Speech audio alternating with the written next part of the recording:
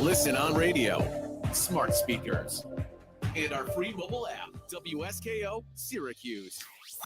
A Cumulus media station, the voice of the Central New York sports fan. The Score, 1260.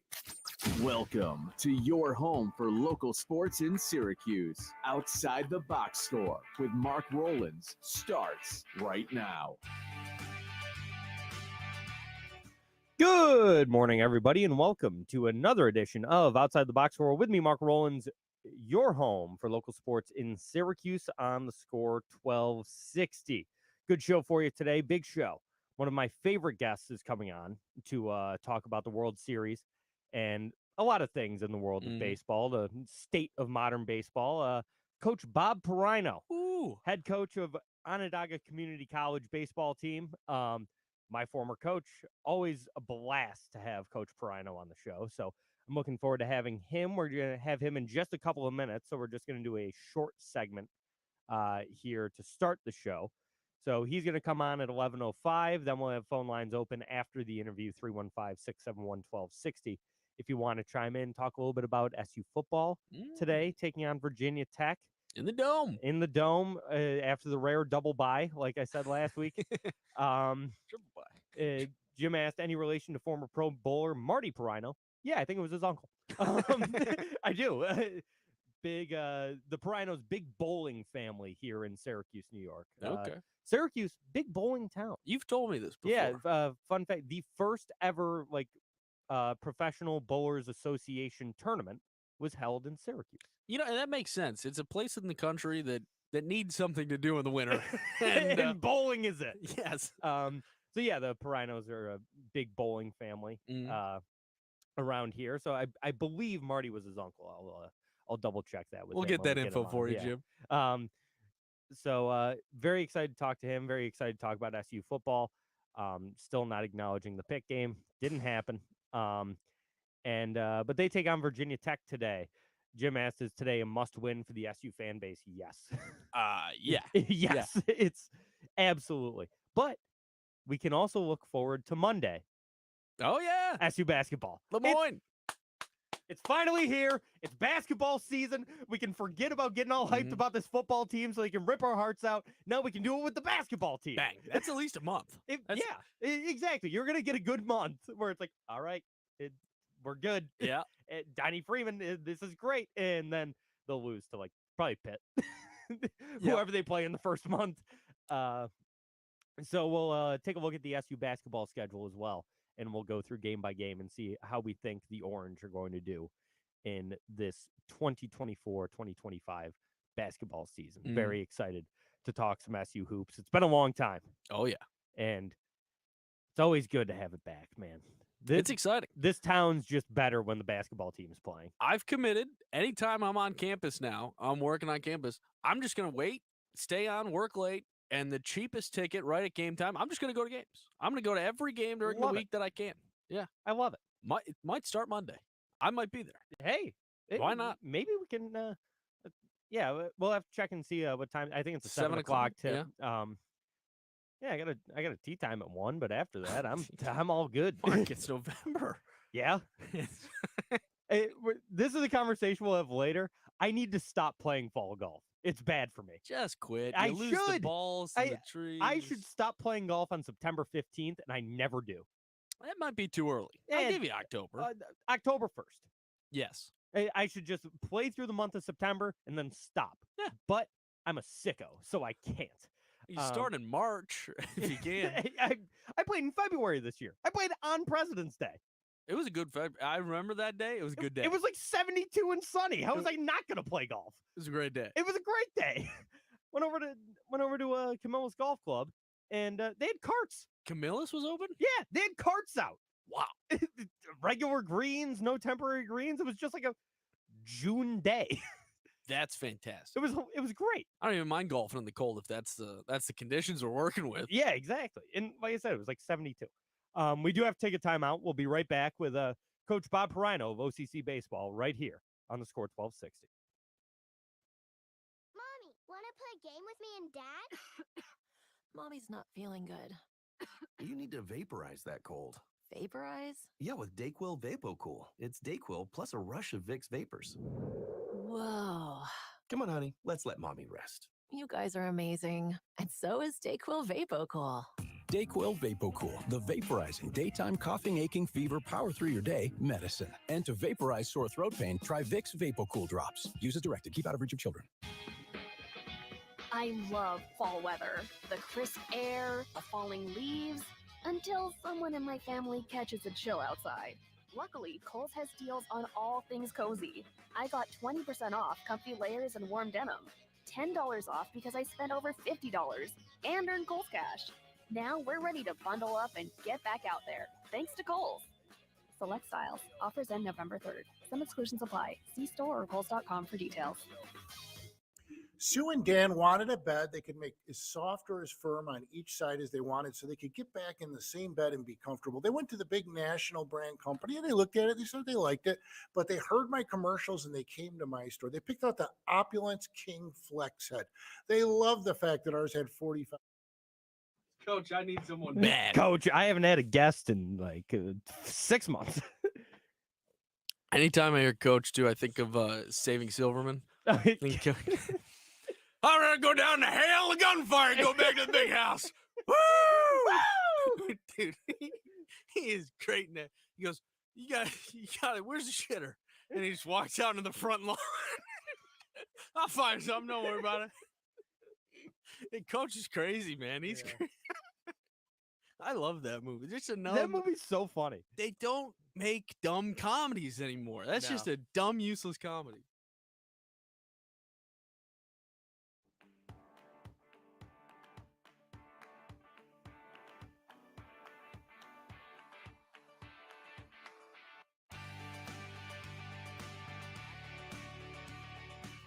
And we're back outside the box score with me, Mark Rowlands, your home for local sports in Syracuse, right here on the Score 1260. Joining us now, the head baseball coach at Onondaga Community College, Coach Bob Perino. Coach, how are we doing today? Doing great. How are you? I'm doing well. Always a pleasure to talk to you. Always a pleasure to have you on the show.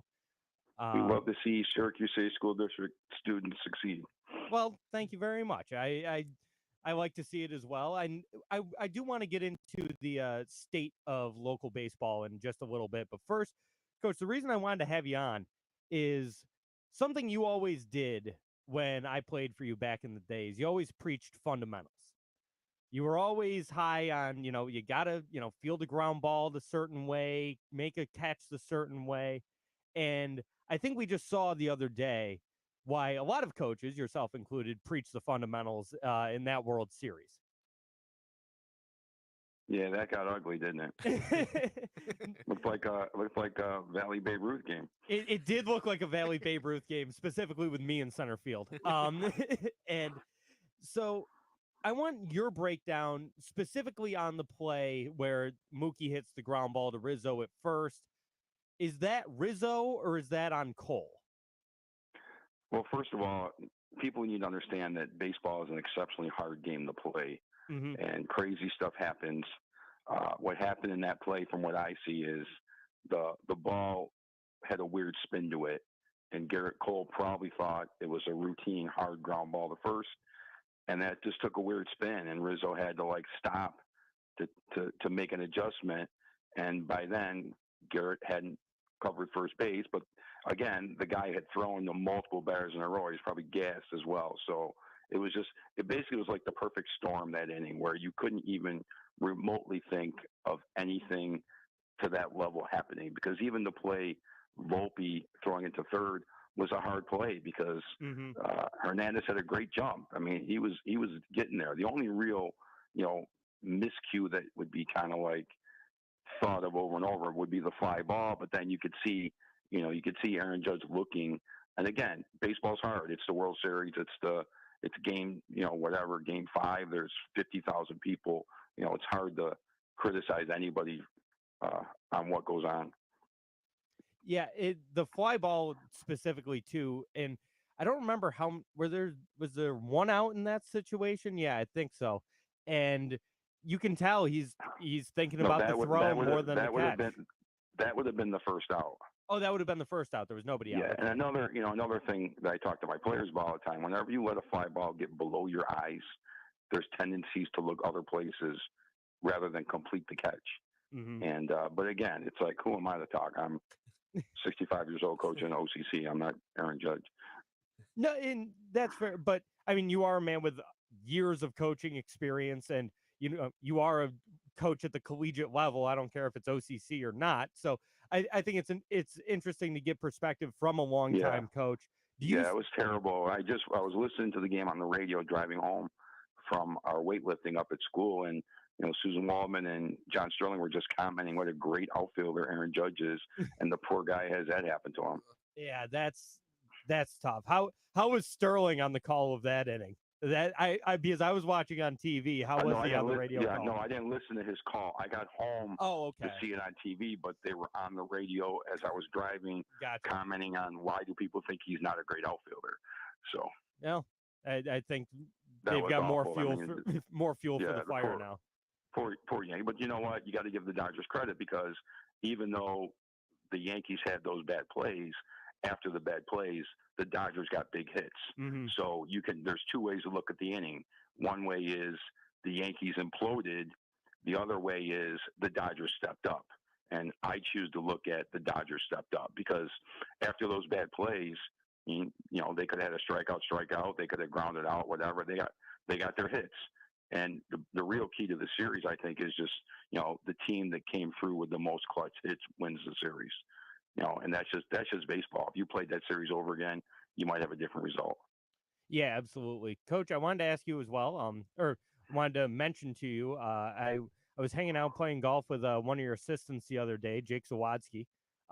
He said nothing but great things about you. And when I told him, like, oh yeah, he was my Babe Ruth coach back in the day. I've known you for, God, probably way too long now. We were swapping stories, and he had nothing but great things to say about you. Where did you play with Jake? Lakeshore? No, Bellevue. Oh, I forgot. You guys are Bellevue guys. I can't get to Bellevue. Jake's a pretty good golfer too. Jake's a pretty good golfer. Yeah, I think he got me straight up in the match on Monday. We were doing a two-man. Oh, really? We were doing a two-man best ball match, me and one of my coworkers against Jake and a buddy of his, and we were giving them. They were getting 4 shots aside off of my partner, who was the low man, and did not need them. They did. I think they only needed on one hole. Yeah, Jake was a warrior. He severely hurt his shoulder in a summer league tournament and required surgery. And even though the surgery was counted as a success, he never quite had the same range of motion, and actually it was painful. So his second year, I would DH him. I would put him at first base, and he would literally throw balls at times and be in agony. But because of his intense work ethic and desire to compete, I would play him. And I just wish more kids had that mentality, because he was a competitor, or is a competitor. He probably wanted to beat your tail in golf as well. Oh, yeah. He very much is a competitor. Yeah, he's like the best dressed golfer, too. Oh, he had a great fit on. I actually, I complimented him when I first saw him. I had met Jake a couple of times. I wouldn't say we're incredibly, I wouldn't say we're friends, but I've met him a few times. And as soon as I saw him, I was like, Jake, that fit is incredible. No, he dresses like that when he comes to help coach. Does he? Yes. I wanted to ask you, so what is because I'm looking at the OCC website, and there's like 12 assistant coaches, but is there that many? Why you want to join us? Well, Coach, you don't want me teaching up these kids. I mean, what do you want me to do? Teach them how to strike out on 3 pitches? All right, well, at least maybe 4 pitches. But yeah, take the first one, see what happens. No, I just wanted to ask your process with getting assistant coaches, because I look at this list and I see a lot of familiar names, both from the OCC family and our little family at Syracuse baseball and Syracuse West back in the day. So, well, here's how it works. First of all, coaching JUCO baseball is not going to make you rich. Mm-hmm. And the school, there's a certain pay scale for everybody, and I'm allowed so much for assistant coaches. Mm-hmm. That being said, the rigor of our season and the days we play, for example, our games are Thursday, Saturday, Sunday. Yep. Well, unfortunately, most people have real jobs. Mm-hmm. Luckily, a Social Security recipient and a New York State teacher retirement recipient like me, we have the ability to be there all the time. Yeah. Well, I like to have really good people around me. I don't want anybody around me that their main goal is just to be a baseball coach. I like people that have like lives and work ethic outside of just being an assistant coach. So if you look at my list, which you're making fun of, obviously, which is okay, it's your show. No, I think it's great. I really do. I get it, but in tongue in cheek, I get it. Yeah. I'm going to tell you whoever it is now. So Ben Presbiora is my main assistant coach. Mm-hmm. Great guy. He was an assistant at OCC years ago. He recently has been the assistant baseball coach at Bishop Grimes. He used to work for the Syracuse Baseball Club. He is a tremendous assistant coach. The kids love him. Mm-hmm. He works hard. And I brag about this all the time to my wife because she was always worried about me. This is my first time in 41 years. I haven't thrown one batting practice pitch because I used to, I used to every day. You saw Oh, me. yeah. So Ben is our main OCC staff member assistant. Jake Sisto is listed. He is a volunteer. Jake played baseball at Brockport. Mm-hmm. He played some independent baseball. He coached at Brockport. He comes around when he's able to come around. Matt Jacob, he actually is, I've known him for years. He used to coach baseball at Liverpool. Yep. He is a Buffalo, Niagara Falls area Hall of Famer from his days playing sports there. He played baseball and football at Niagara. He comes around. Again, we juggle everybody. Then you'll see Dapper Capriati, who you remember from the city. Oh, yeah. Again, come and go. Parker Wing played for me. He's a JD kid. Jake Sawatsky played for us. Pedro Gonzalez, you remember from the city school district. He played for me. I'm trying to think if I remember anybody else because there's so many. Jason Shannon. He pitched at Brockport. He pitched at Liverpool. So this conglomeration of people are all quality human beings that really know the game. But because of work and our schedule, it's kind of like they come in waves. Mm-hmm. Ben Presbiora is there all the time. But the rest are kind of like waves. I mean, for example, once we get to the winter, because the SRC arena is used by everybody, we'll practice midday on Tuesday and Thursdays because I have the ability to not work. So I'll be there to take that practice. And then Bob Campbell, who one of his sons played for me, he is listed as a volunteer. He mainly helped us out. He ran a golf tournament for us. He does a great job helping us get the funds to provide the kids with stuff. Our kids don't do any fundraising at all. But that's kind of like how it works. So it looks like a lot. Now on Saturday and Sunday when we play games, you might see them all there, and I have to do my best to not let them bother me too much because sometimes I get my ADD doesn't always work well when there's a lot of people. But that's kind of like the game of JUCO baseball. I mean, you can't find somebody to be your top assistant in there every second just because of our schedule. And then if we get rained out on a Saturday or Sunday, our makeup games are Tuesday.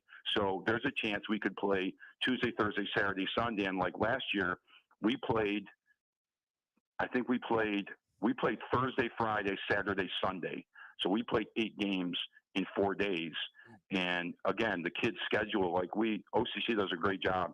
Our kids get like a real light schedule on Tuesday and Thursdays.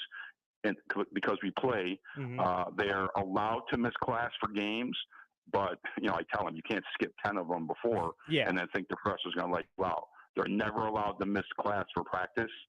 So that's kind of like how it works. Yeah. And I was about to ask in terms of their scheduling for classes and stuff, but that makes a lot of sense. I want to talk about the season you just. And the other thing is our school, unlike some, JUCOs in the country. We are not. I don't classify us. We're not a baseball factory. My job is to get the kids in the school, to get them to improve baseball wise, but also to give them a good social and academic experience, and then to help them get to a 4-year school, whether it's to play baseball or not. We'll have 25 kids playing at 4-year schools this year, which in the country for Division III JUCO, we rank in the top 20. The only 2 schools from our region ranked higher are Niagara, which is a power, and Herkimer, which is a pretty good team. But we have more kids than any other school in our region. I also have kids that have gone off to college because it's the right college and they're not playing baseball. I have one of my young men, Jay Corey, joined the Army. He's all excited. He's going to jump out of planes. He's going to be a marksman.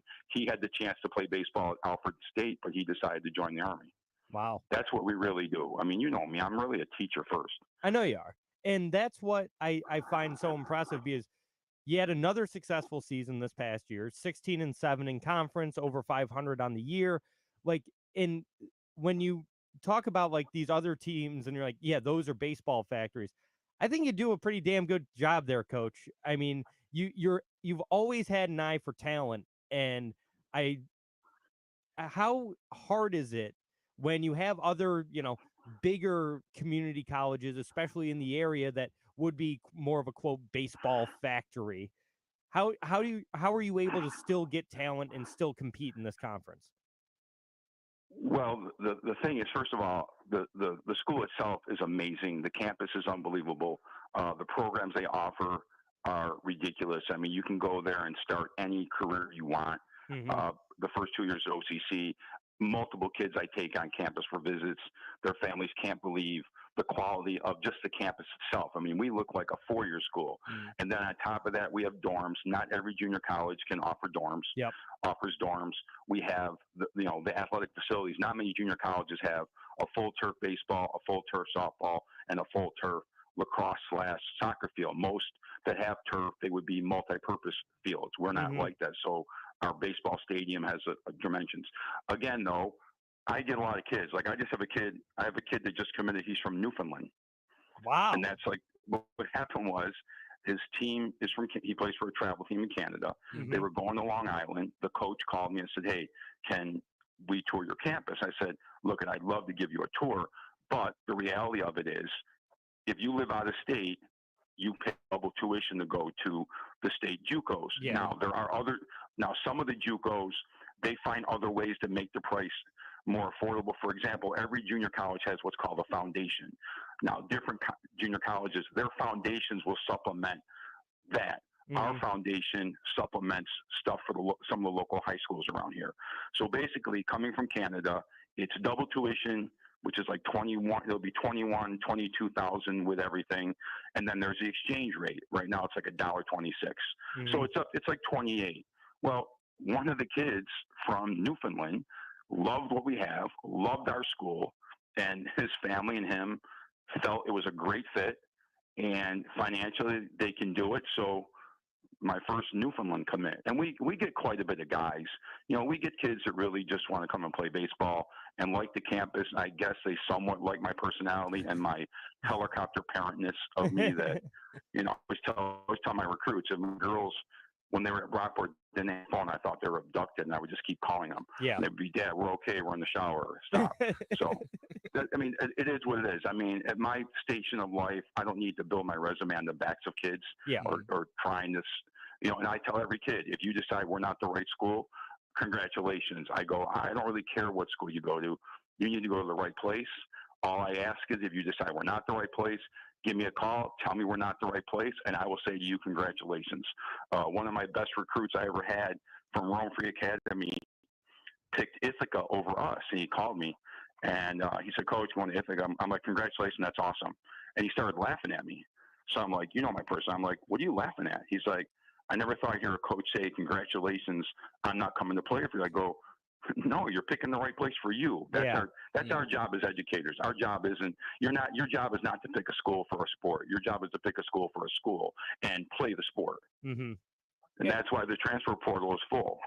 That's absolutely.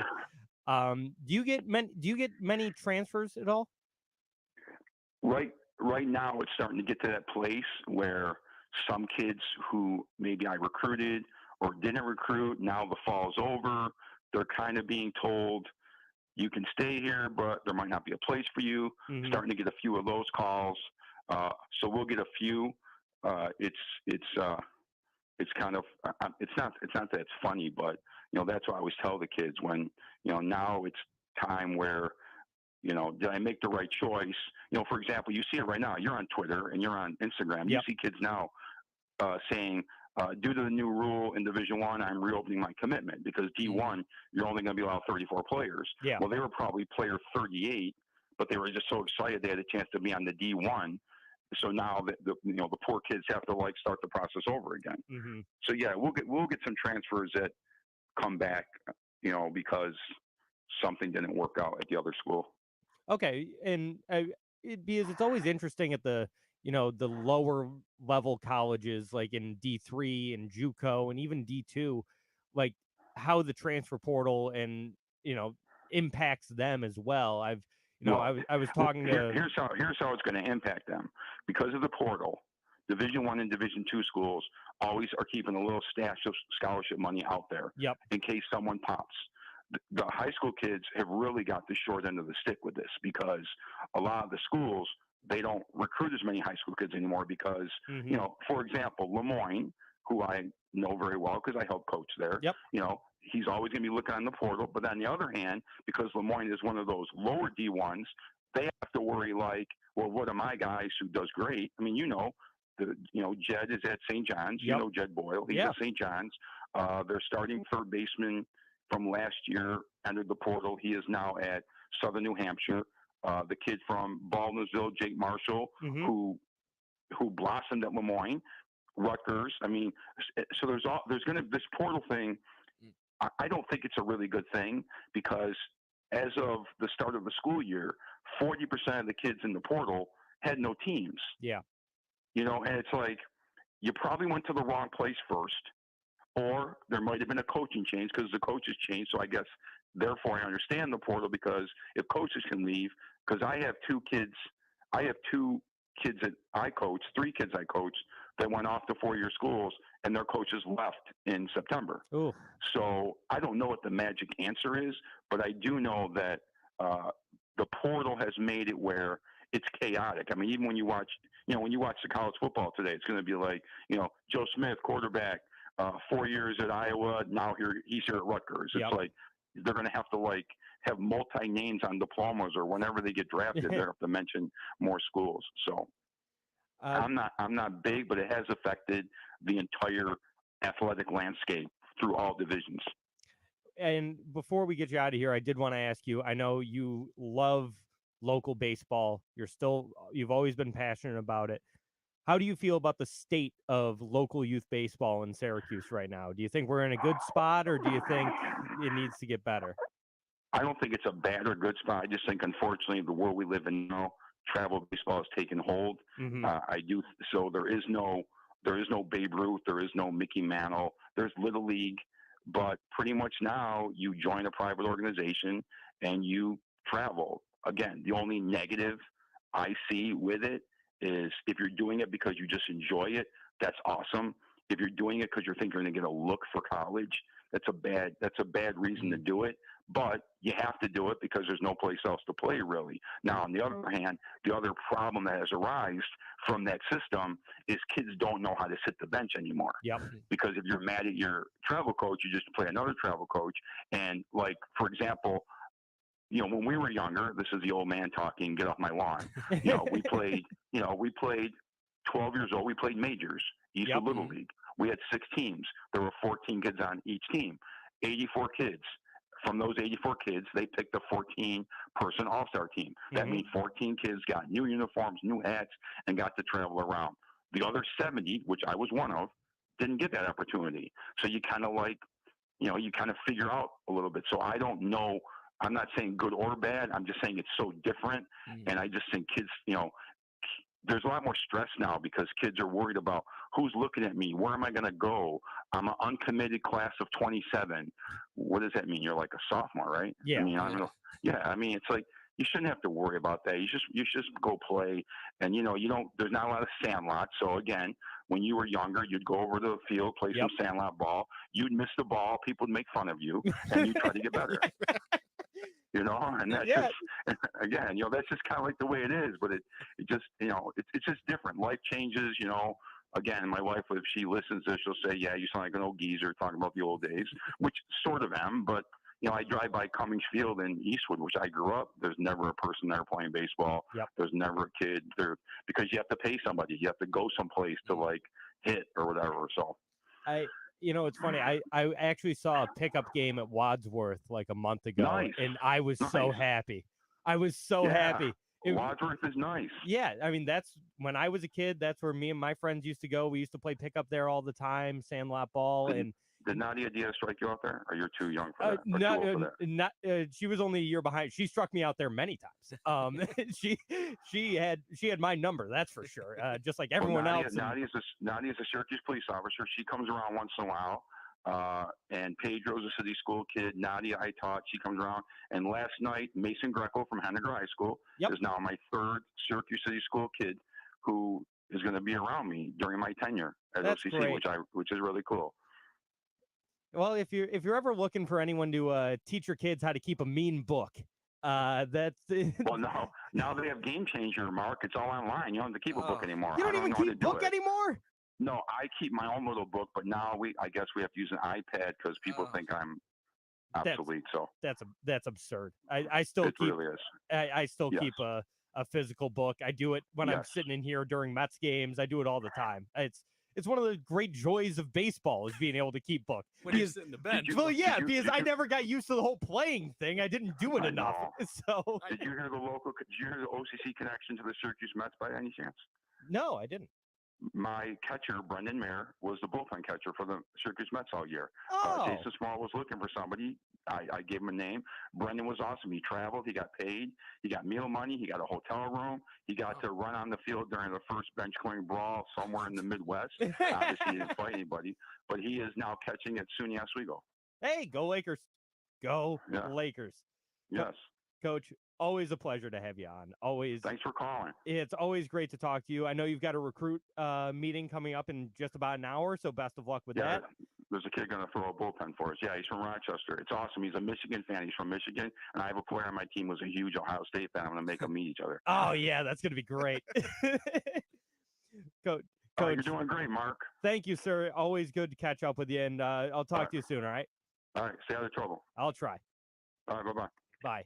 There he is, Coach Bob Perino. Always a pleasure. Love Coach. He's always got to get his shots in at me.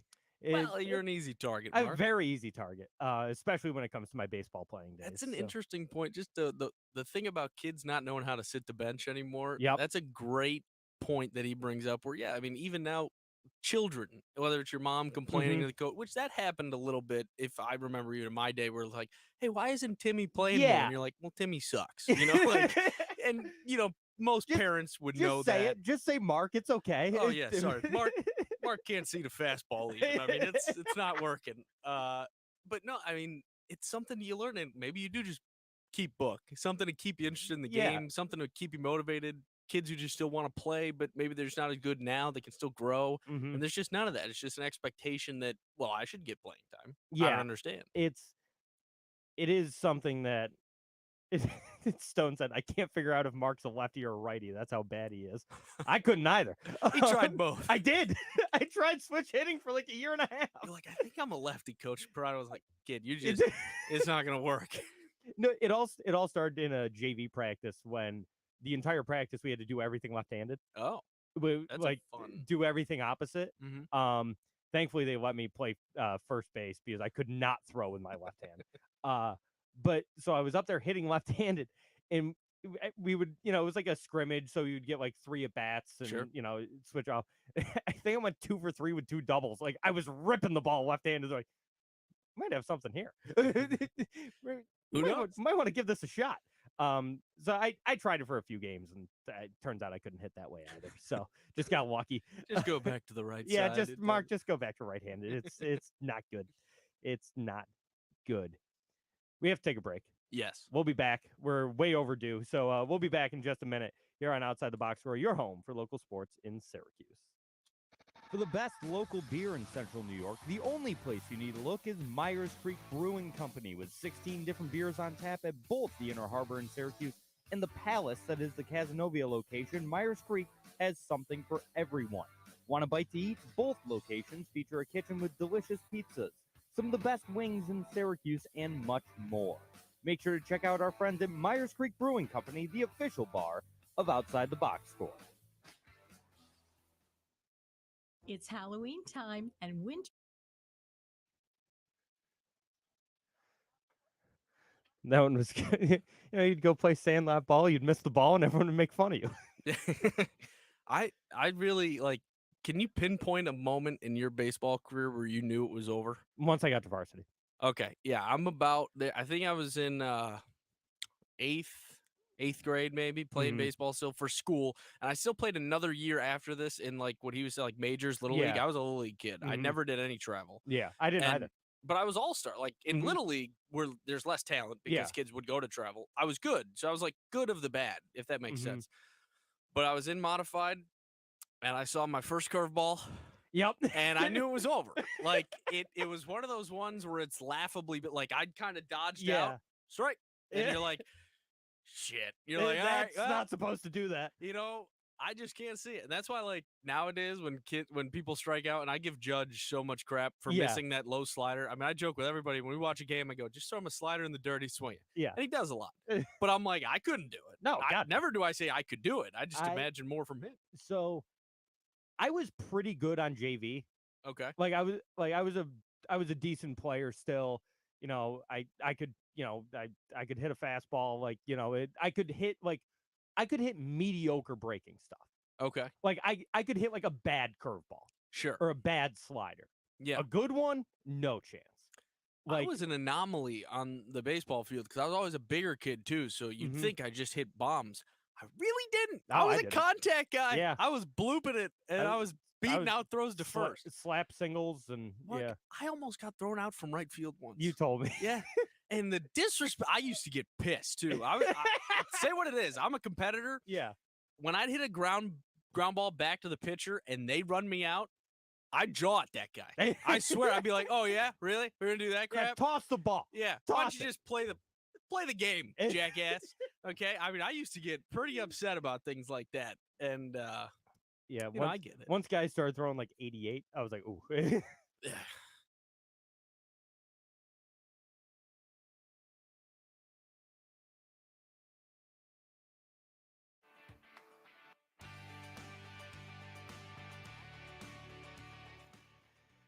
And we're back outside the box score with me, Mark Rowlands, your home for local sports in Syracuse, right here on the Score 1260. Just talked to OCC head baseball coach Bob Pirino, my old coach, longtime friend of the show. I think that's his third time on the show with us, because he was my first guest ever on the show, my first show. Had Coach Pirino on, and always an absolute pleasure to talk to him. So make sure to check that. Like, if you missed the interview and you just tuned into the show, make sure to go back and check that out later on. Do you want to talk hoop? Hoop. Oh, we were skipping the ball. Actually, no. We'll do football first, because that's right. I'm so excited to talk about SU basketball that I totally forgot that SU football does have a game today against Virginia Tech, hosting at the JMA Wireless Dome, 12 o'clock kickoff. We should have gone to this game.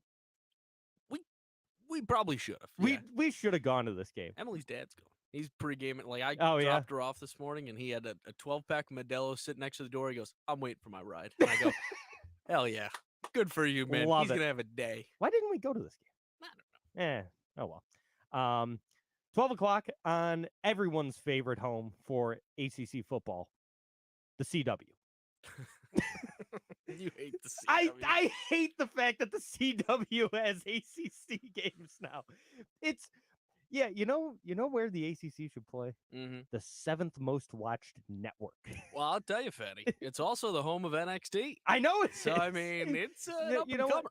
Good for the CW for getting sports and not just reruns of Blue Bloods. Right. Or, what were those garbage. Well, no, they had the DC shows, which were some good. Yeah, good, they some had bad. Arrow and Yeah. the Flash and stuff. What was like the one like Vampire? Yeah, Hunter or Vampire Hunter Diaries. Yeah.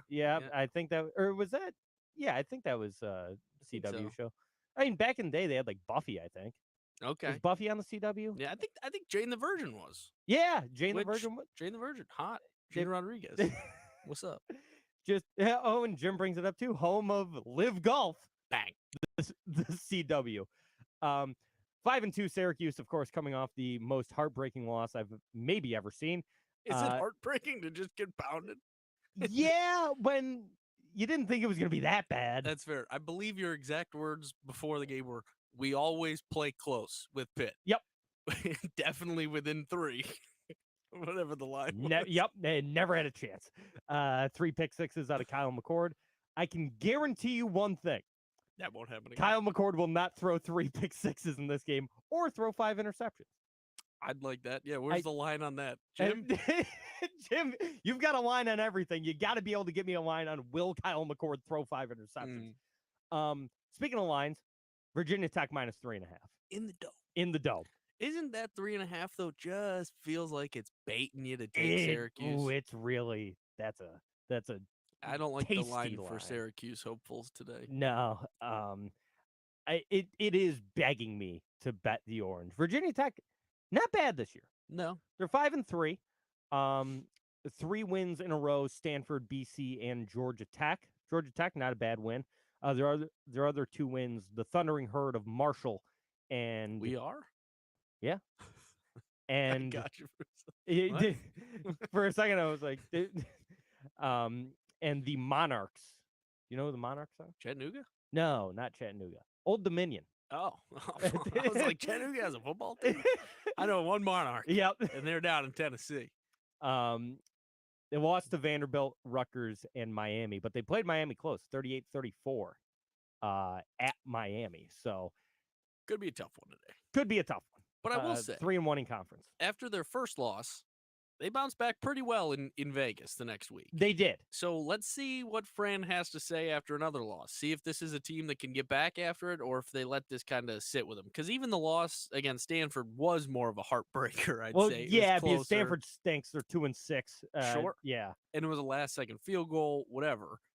Pitt, you just got the brakes run off here, you got blown out. Pitt's really good. Sure. They're almost underrated good. They're number 18 in the country. They've got a big matchup with SMU tonight. 7-0 Pitt, 7-1 SMU, number 18 and 20 teams in the country. That's at 8:00 on the ACC network, the real ACC network, not the second one, the CW. I expect a bounce back from Syracuse. I really do. I think if anything, this game should be a pick 'em. Based on what we know about Syracuse, based on their bounce back ability from the loss against Stanford. And there's, like I said, there's no way that Kyle McCord is that bad again. Now, Yasin Willis is not playing the backup running back. Okay.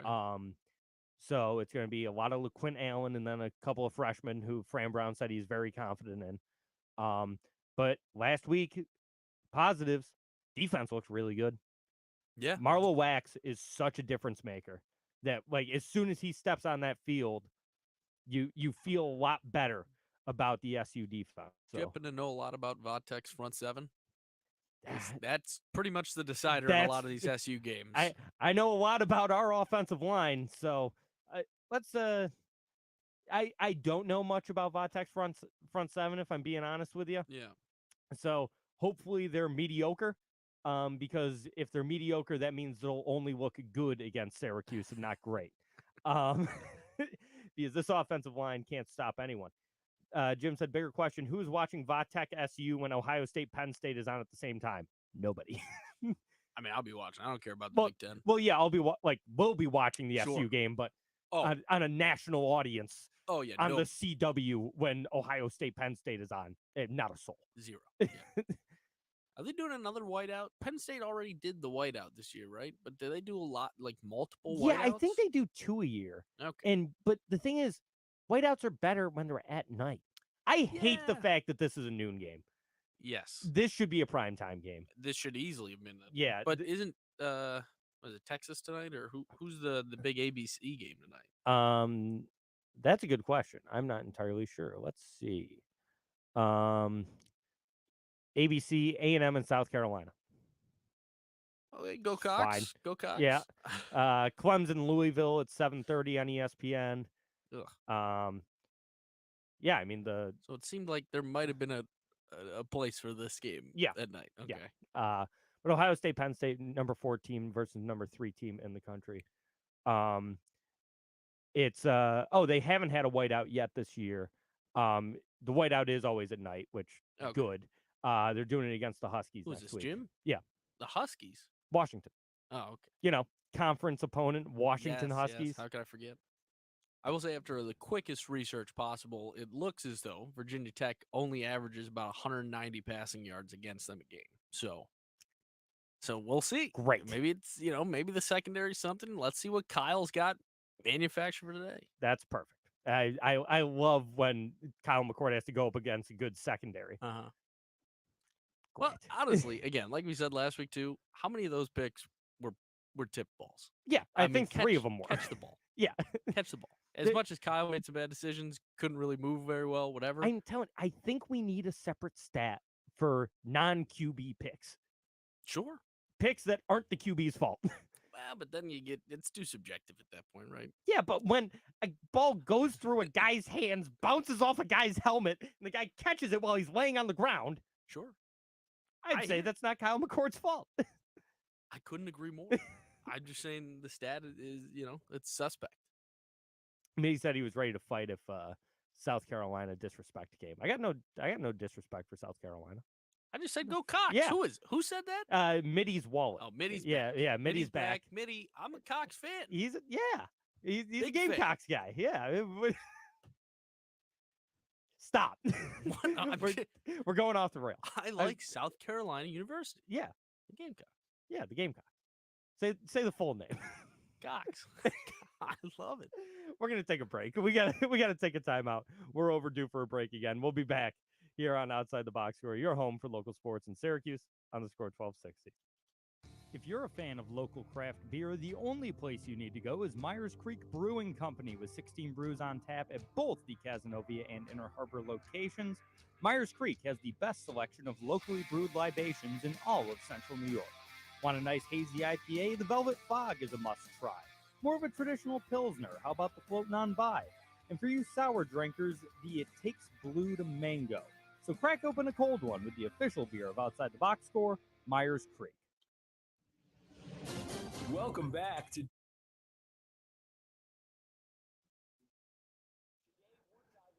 Mitty said that you need some of their well-branded hats and T-shirts. I'd love it. Yeah, the ones that just say Cox on them.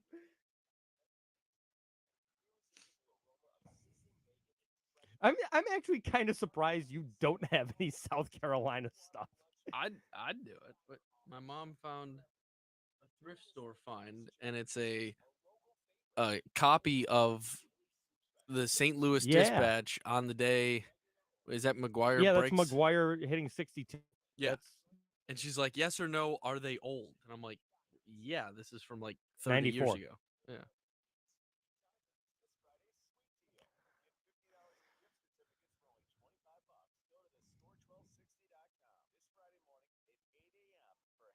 Yes or no, are they old? What does that even mean? I'm telling you, my mom speaks in riddles. Yeah, something. What does that mean, woman? I've been watching too much Always Sunny now lately. You bitch! You bitch! God damn it! God. Stone said he's about to hit 420 miles on his new car. It's perfect. It's Wow, very that's a on brand brand. new. You buy that brand new? Yeah, wait, Stone, you got a brand new car? Fresh off the lot? Your show on Twitter is doing that well? Good for you, buddy. The Yankees just told Rizzo to stick it. Did They they didn't really? pick up his option. Wow. Oh, well, look at that. My dad was watching the show, and he said that one of his buddies' daughters goes to South Carolina and get me some Cox gear. There you go. Get you some Cox stuff. Let me know. Also, I'll save I'll save it. I'll save it. It's all up here.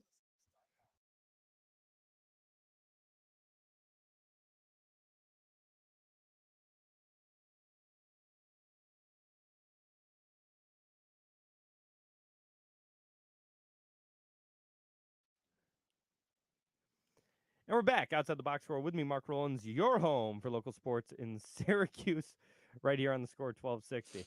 We got a chat from Gary1225 or 12225. I know exactly who this is, but I'm not going to reveal it right now. Hey, Mark, longtime listener, is the biggest Yankees fan I know. How do you feel about their absolute meltdown? I loved it. It was great. No, in actuality, that was one of the toughest innings of baseball I've ever had to watch, just from a frustration standpoint of I didn't even have any action on the game. Sure. I had bet the Yankees the night prior, but I didn't bet them in Game 5. And just watching that, it's just like, you catch the ball, cover first. What are you doing? Like, from that perspective, it was a tough watch. And you could tell, like, even the best in the game, this is great, right? Like, Garrett Cole, top 5 pitcher in baseball, right? I'd say top 10. Okay, I don't put him as high as other people because I don't think he shows up. Very good baseball pitcher. Let's just say that.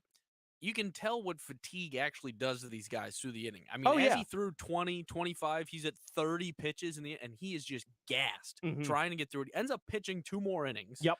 They screwed him out of what could be. I mean, Cole could have pitched a long time in that game. Yeah. The Yankees really dug themselves in that inning. And it was so tough to watch. I got a question for you, Marky.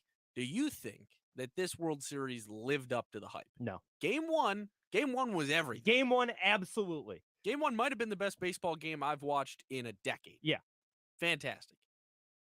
And then it just kind of, the second game, it was all the Dodgers. Yankees never had life. Third game, first game in New York City, whatever. Yeah.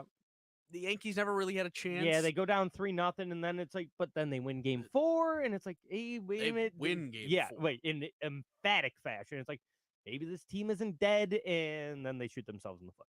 Yeah. Mitty asked, what does this Yankees collapse mean for Q's Hoops? We'll answer that question right now. Sorry, no more World Series. We hate baseball. No, I'll never say that, but I am looking at the SU Hoops schedule. Start with LeMoyne, 7 o'clock on Monday. You know the line in that game? I do not. I do. It's SU. SU's. That was so quick. SU's favored by 24.5. 24.5? That's a pretty big line. That's a big number. For a day one game. I don't think they won either exhibition game by that much. No, they were keeping it. But see, this is what I don't like missions. They shot like 25 3-pointers in the first half or something. Yeah. In the first game. Yeah. And it's like, what are we doing? Are we playing this? We're just having fun? Yeah. What are we doing? Kind of, yeah. They're playing a D2 school. Like, we gotta practice. You gotta play like you practice. Yeah. Practice like you play, whatever. I agree. Tickets are as low as $2 for that LeMoyne game, by the way. Oh, buddy, we're going to the game. We're going to the LeMoyne. All right, we're going to the LeMoyne game.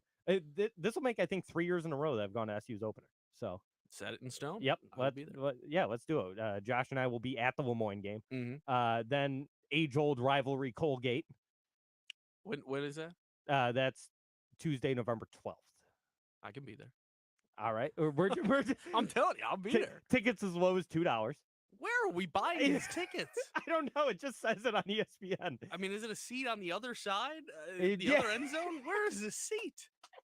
This isn't Q's basketball. Youngstown State. Tickets as low as $2. What is it? $5. Okay. Wow, Youngstown. 2 o'clock, Saturday, November 16th. I'm out. No weekends. No Those weekends. are the big ticket price days. Yep. But then first real game. Well, actually, I mean, Colgate beat us recently, so I'm not going to say that. Colgate's good. That's going to be a test. I don't care what anyone says. Thursday, November 21st, Texas. Coming to the Dome. Well, no. Is that in the Dome or they're doing it in New York? No, right? that one's in New York, I think. Barclays Center, I think. Or is that one? I thought it was in New York. Yeah. There's like a 2-night event. It's like Texas, SU, and then 2 other. Or is that? Well, I was thinking that might be the one against Tennessee. Because we also play Tennessee. Okay, so Texas is at Barclays. Okay. So then after that, we follow up with Cornell. All of these, the Big Red. Some other highlight games, I would say this year. Georgetown, Saturday, December 14th. We'll be going to that one. 2:30 p.m. tip on that one. We've got Maryland. Okay. Fun one. Interesting Bucknell. December 28th, we're playing Bucknell. I was recently on a business trip to Bucknell, and Oh, got yeah. to talk about that, and said that they're coming up to Q's. Mhm. Meet them up, do a little bit of that. I got a game against Albany.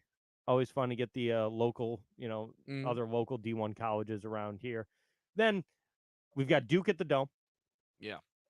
Wednesday, February 5th. We've got North Carolina at the Dome. Mhm. Saturday, February 15th, 6:00 tip. We've got Virginia at the Dome, Pitt at the Dome, Notre Dame at the Dome, Louisville at the Dome. So it's going to be a good schedule for Syracuse this year in terms of their home games. Getting Duke and UNC is always big. It's the only time we play either of those teams. We were only playing them once this year, and we got them both here. Wow. I think the same for Virginia. Yeah, same for Virginia. We get to play Virginia once, and it's at the Dome. Virginia is the most interesting team in the ACC right now. Who knows what they're going to be? Right. Is this the same Tony Bennett style team, or is this, are they going to change? I'd assume they're still going to be giving up 50 points a game and scoring 60. Yeah, it seems too late in the season. His retirement or whatever you want to call whatever he did. His He retired. departure. Yeah, for now. Right? You think he'll be back? I mean, it's We just said the a matter same. of time. We said the same thing about Jay Wright. He hasn't still come think back Jay yet. Wright's coming back. They're They're too young. And then you see college football coaches who are like 75, and you're like, yeah, NFL coaches who are 70 years Yeah. old. Jim, by the way, the Harbaugh brothers. Do you know how old John Harbaugh is? No, I don't. 62. Is he really? He doesn't look a day over 40. He looks great. He looks awesome. He's the older brother. Jim is younger than John. Well, I knew that, but I didn't realize they were that. I didn't know Yeah, that. John looks great. John looks fantastic. I mean, Jim looks good too. He's fine. Yeah, he's always got his khakis and. He's whatever. John, though, he's a good looking man. Yeah. I'm just saying, you can coach into your 80s nowadays. Doesn't matter. Yeah, I mean, Boeheim's what, 90? Sure. No, Paterno. These guys, you coach into your 70s. Like I'm just gonna brush it off. I wanted to say Patino. Wrong one. They both coached. They did both coach a long time. That should have went Patino, Paterno. Yeah, yeah. Patino, of course, still at St. John's. I wish we had St. John's on the schedule this year. I always like playing St. John's. They're a fun team now. Yeah, they are. They were really competitive last year. I still think they should have made the tournament. Yeah. Big East is still the best conference in college basketball. No one's going to change. Virginia shouldn't have made the tournament. I'll tell you that. Absolutely not. Oh, show up and lay an egg. That Colorado State game was a nightmare. That playing. Oh yeah, yeah, it was brutal. Yeah, absolutely brutal. Jim said Kadari is on St. John's. Yeah, I know he is. Kadari Richmond transferred from Seton Hall to St. John's. Another reason why he should have been on the schedule. I didn't see that. Oh yeah, Kadari. I've seen people picking him to win Big East Player of the Year this year. I get that. He was really good at Seton Hall. Yeah, too. he was. I just realized we do have to take a timeout. There's 5 minutes left. Yes, we won't do it. Woo! Screw you, Jim, and screw you, this people here. I just hate I hate the man. I'm having a stroke. I'm having a stroke. What are you saying? Paterno, dude. He didn't know. Stop! We're not doing this to end the show. Go to break. Ever since you said that, I was like, oh god, this is. What do you think for the hoops? So 20 wins? Can we get? Yeah, to 20? I think we're 20 to 25.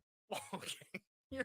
No, so like we're just back. We're good. No, I think this team's really good. I love Donnie Freeman, and Elijah Moore. Chance Westry should eventually play. Maybe now he's sick. Oh. He's not even hurt anymore. He's got an illness. Pneumonia's going around. Yeah, this mysterious illness. Didn't play in either of the exhibition games. So hopefully we'll see him at some point. You got a guy like Bell returning. It's Starling's team now too. And Eddie Lampkin coming in. SU has a big man. That's a kid from Colorado, right? Yeah, Colorado. I mean, he's like 6'10". He's huge. He's a monster of a man. And in the second exhibition game, he made a three. He can shoot the deep ball? He hasn't attempted a three in his entire college career. He made a corner three. Corner three. I mean, okay. I'll take a. I'll take a guy that just randomly learns how to shoot. That's great. Got to make him feel it, Yeah. So, I think SU's back. Okay, this is what we do, though. Yeah, this is what we do. As football goes down, basketball comes up. This is what we do, but I think SU's back. I think 20 wins. Potential tournament team. They were potential last year. Yeah. And who knows? We'll talk more about it next week after we go to the game on Monday. So we'll be there. See you on Monday, Josh. And see you all next week, 11 o'clock here on the Score 1260. Peace.